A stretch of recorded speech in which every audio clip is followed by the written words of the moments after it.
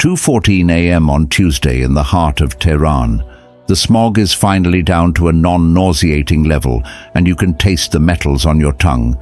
But the city is up and atom. Valyasa Street is a straight avenue from the foot of the snow-covered mountains of Alborz to the chaos of the south. It is a river of headlights. Millions of tiny glass eyes reflecting off the asphalt.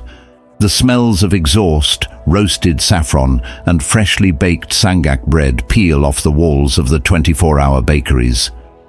This landscape isn't the image you've viewed on a screen, so grave and grey. It's not a dead, given thing. It's alive, and it's running at a frequency that takes days to crack. However, it was never a question that Iran is complex. What is that complexity side by side with? Iran lies right in the middle of the world, a vast region of sheer topographical violence, geographically between the Caspian Sea in the north and the Persian Gulf in the south. It's a plateau captured between steep mountain ranges and surrounded by borders painted by blood and empire for 88 million people.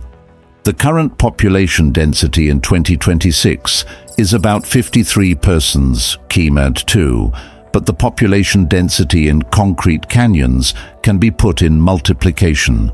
More than 15 million people have been compacted in a city called Tehran on a fault line, both geological and political. This is Iran, a place where the old world may feel like nothing more than yesterday and is still thinking about what to do. But now comes the part not many visitors anticipate. Think of deserts, and yes, they are here. How, though, does a civilization survive in a land where the summer temperatures regularly shoot over 115 degrees Fahrenheit, where the land splits open like old porcelain? Hint: the solution is in the ground under your feet. Iran has been constructed on the basis of 36,000 ancient underground waterways known qanats.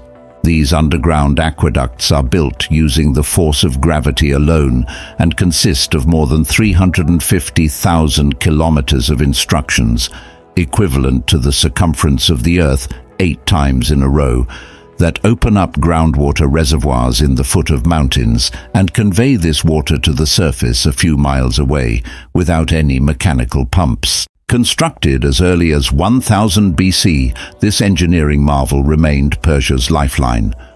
All the rhythmical drip, drip, drip of the water is still audible in villages today, such as Yazd, leading to pomegranate orchards in the middle of nowhere. Such a clever form of survival that demolishes the modern infrastructure. However, pause and see the ordinary routine on the surface. Hold on to that. We will get there. Iranian life is a duality course. It's bold and pungent and doesn't hold back its calories.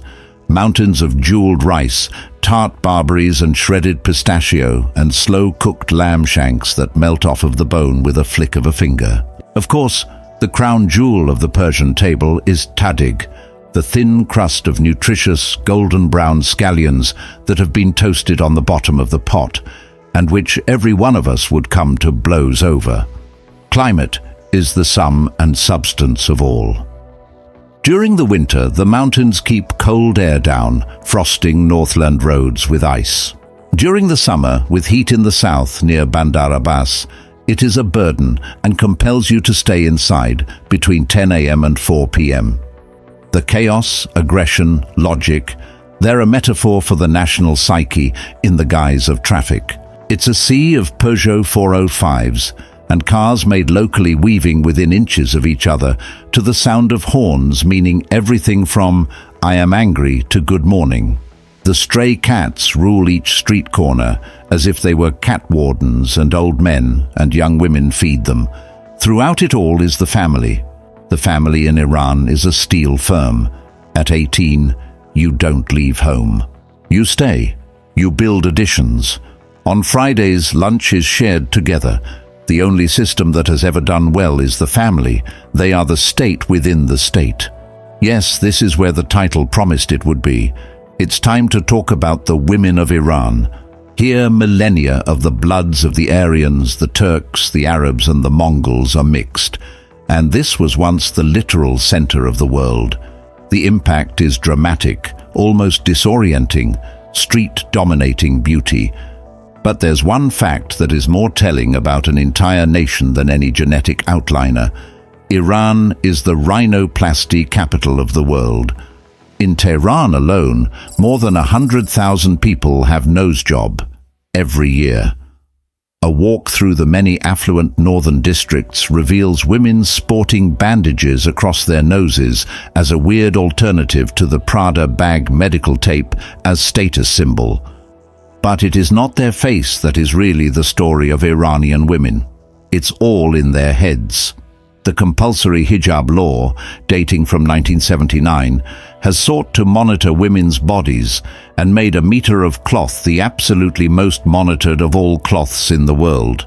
But in 2026, the defiant ones are systemic. Their headscarves are so far back that they reveal huge amounts of dyed hair in their crowns, while giant designer coats are left unbuttoned at the waist.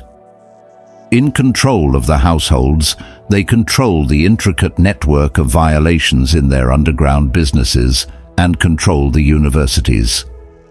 More than 60% of the university graduates in Iran are female. They're engineers, doctors, and coders. This beauty they worship in the internet is just the surface of a far more deeper and weightier beauty. They are the absolute BW of a society that continually urges them to sit down. They don't. It's at this point that the daydream transforms into a spreadsheet. Let's discuss the economic paradox of 2026. The Iranian rial is a math conundrum because of years of devastating currency devaluation and decade-long crushing international sanctions. As it is easier to handle, people resort to toman, which equals 10 rials. Still, you're working with piles of paper. Let's assume that $1 is equivalent to about 600,000 rial. When it came to a single dollar, it was a crazy fluctuation. Iran is economically, even morally, ridiculously inexpensive for those who are visiting with hard currency. The cost of a fine dinner in one of Tehran's top restaurants could be $8. A kg of the best saffron is $40 in the world, but so much cheaper in Europe.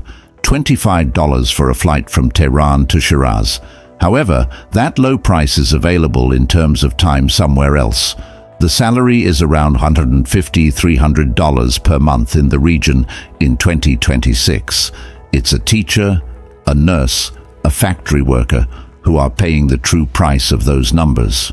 Likewise, every time you purchase a $2 cup of artisanal coffee in the cool confines of an Isfahanian trendy coffee house in the Armenian neighborhood, you're paying the equivalent salary of a local laborer for 0.5 of his working day. The economy is simultaneously a two-layered illusion. It's like a Disneyland for all the people who have euros or dollars. For the residents caught holding rials, it is just a routine each day, a survival accounting, with the fear of a purchasing power that is being consumed by inflation, even while they are sleeping. If you've made it this far and you are having fun, a like and subscribe really does help. Here is the secret she told you about. But there is a grim undercurrent to the glittering mosques and grand bazaars, and psychological strain of which few outsiders have any understanding. The risk in Iran isn't generally of being physically attacked as a tourist. Street crime is very low, and part of the reason is the penalty for such an offense is quite harsh. There is also a severe disapproval of stealing in the Iranian culture. The true peril is in the legal and digital trap. There is lots of internet censoring. To access the outside world, you need VPNs, and the government ceaselessly hunts and blocks them in a complex cat-and-mouse game of technologies. Then there is the underground. The heavily policed public space has spiraled to the extreme of rebellion within the private space. There are houses within walls in North Tehran that host underground parties with imported alcohol, very illegal, and Western music. The morality police, or Gasht-e Ershad, tries to find the wrongdoings. a loose hijab, a gathering with people of both sexes, a bottle of whiskey in the car trunk. One of the dark secrets is the population's anxiety that is ever present, but in low ebbs. It's the danger of knocking on a door. That's the truth of the matter, because one screenshot or one spiteful neighbor can destroy a life. The threat is the threat of an invisible set of rules that get changed at a moment's notice, and so a fairly routine Tuesday becomes a day of bureaucracy, interrogation, or worse. However, the land can very well defy such pressure cooker in an invincible manner. Iran isn't just desert, an ecological time bomb of beauty. To the north, the Hyrcanian forests along the Caspian Sea are emerald jungles that feel more like they were lost in some part of Southeast Asia, and are sufficiently well watered for the rest of the country's aridity to appear a distant memory. To the south, the mountains of Zagros grate against the sky in the jagged teeth of sharp ridges. Then there's the Lut Desert. A NASA satellite has measured 159.3 degrees Fahrenheit, 70.7 degrees Celsius, surface temperature in the Lut in 2005. It's hot, and the hottest place on the surface of the Earth. A blackened landscape, roasted by the sun, of huge sand dunes and giant rock formations, called kalutes, shaped by wind erosion to resemble the ruins of a city once created by mad gods. It is a river that has escaped paradise and has become the River of Glass.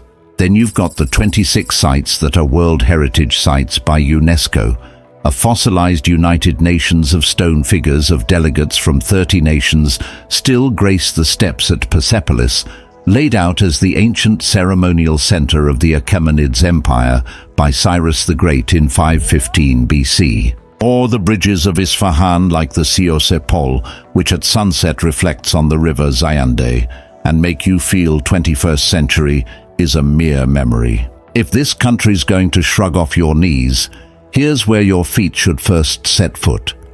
Stay away from Tehran. It will overwhelm you. Begin in a city of poetry and wine, Shiraz. Yes, wine. The alcohol prohibition does not affect the general atmosphere or architecture, and the notion of Shiraz as the vineyard of the ancient world lives on in the culture of the people. Go to the tomb of poet Hafez, 14th century, and observe the Iranians touch his marble tomb and recite his poems like they would recite prayers.